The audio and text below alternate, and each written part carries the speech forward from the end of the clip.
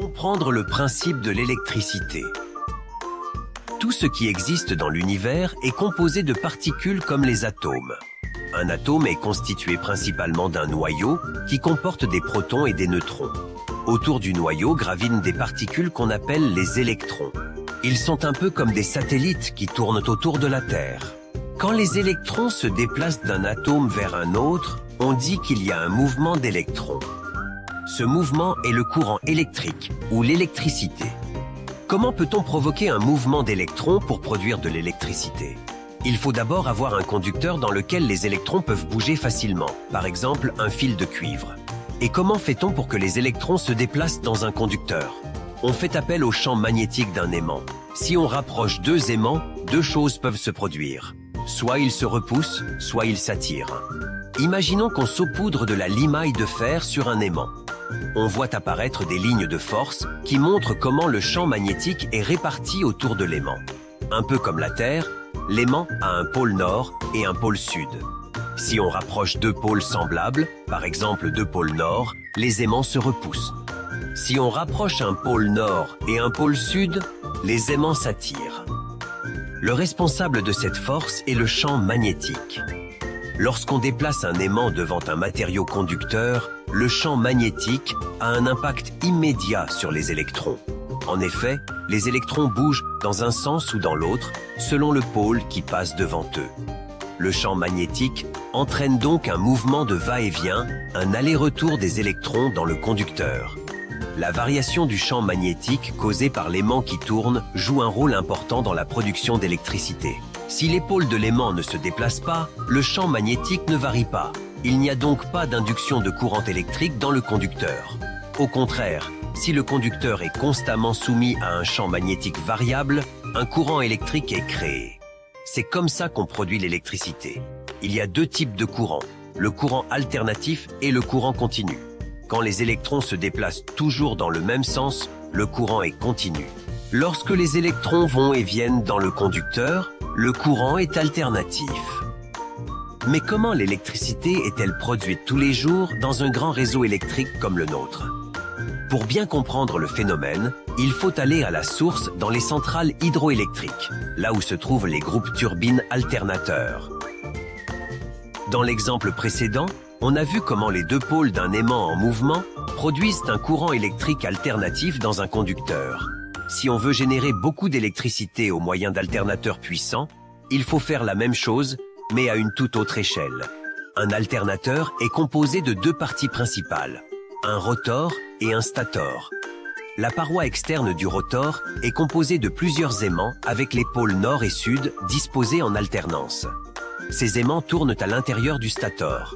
Le stator est la partie immobile de l'alternateur et est formé d'un enroulement de barres de cuivre qui sont des conducteurs.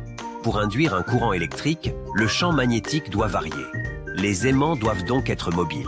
Le rotor tourne, alors que le stator, qui contient les bobines de cuivre, demeure fixe. Imaginons un seul aimant et un seul conducteur. L'électroaimant tourne, passe devant le conducteur et induit le courant électrique. Comme le conducteur est soumis à des pôles nord et sud en rotation, un courant alternatif est généré. Dans cet exemple, quand le rotor tourne une fois, le stator voit passer deux pôles, un nord et un sud. Le courant alternatif a donc fait un aller-retour, soit un cycle ou un hertz. En général, les réseaux électriques ont 50 ou 60 hertz. À 60 hertz, c'est 60 cycles par seconde. C'est beaucoup. Un cycle, c'est le passage de deux pôles devant le conducteur. Donc 60 cycles par seconde, c'est 120 pôles par seconde. S'il y avait un seul aimant, il faudrait qu'il tourne drôlement vite pour atteindre 120 pôles par seconde. Et 120 pôles par seconde, c'est 60 Hz, la fréquence de notre modèle électrique. Si les alternateurs avaient tous des fréquences différentes, il ne serait pas possible de les relier ensemble dans un réseau électrique. C'est pour cette raison que les continents ont presque toujours les mêmes fréquences, 50 et 60 Hz. Mais qu'est-ce qui détermine la vitesse du rotor? Dans une centrale hydroélectrique, ce sont les turbines hydrauliques qui font tourner le rotor. Pour que l'eau transfère son énergie à la turbine, elle doit tomber d'une certaine hauteur. C'est ce qu'on appelle la hauteur de chute. C'est elle qui détermine la vitesse de rotation de la turbine. Plus l'eau tombe de haut, plus la turbine tourne rapidement. Pour que la fréquence de l'électricité soit de 60 Hz, il faut que chacune des barres de cuivre du stator voit passer 60 pôles nord et 60 pôles sud par seconde, donc 120 pôles au total chaque seconde. Rappelons-nous que 120 pôles par seconde, c'est 60 Hz. On le sait, l'électricité est un phénomène invisible. Nous ne pouvons pas la voir, mais nous pouvons la mesurer pour évaluer, par exemple, la consommation de chaque maison. Voyons un peu les principales unités de mesure utilisées.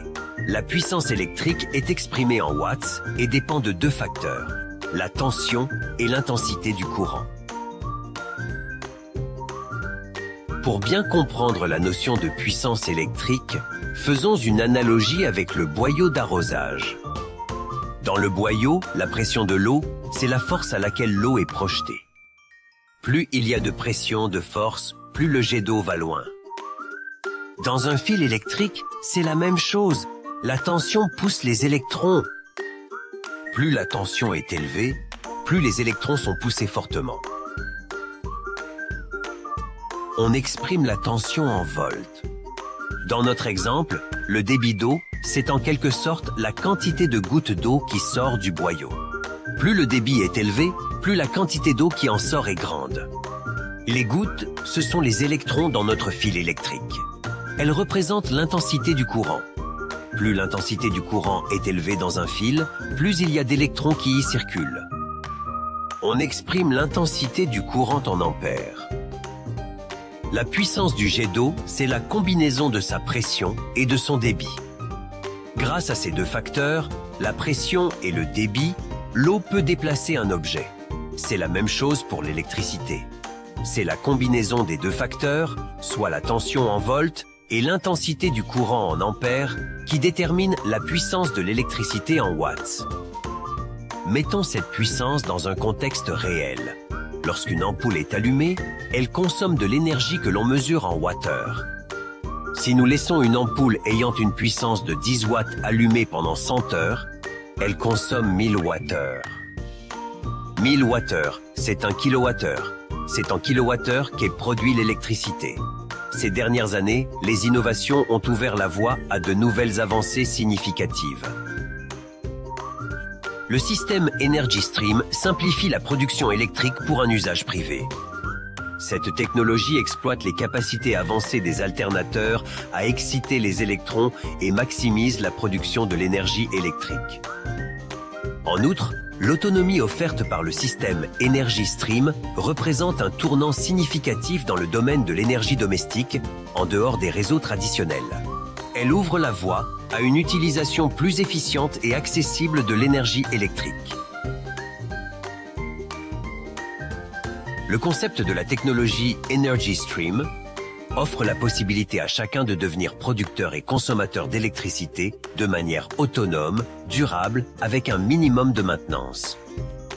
Smart Life Streams et ses partenaires ont pour objectif de rendre l'énergie accessible à tout un chacun, ceci à travers le potentiel de sa technologie Energy Stream. Car la transition énergétique, c'est notre avenir, à tous et à toutes.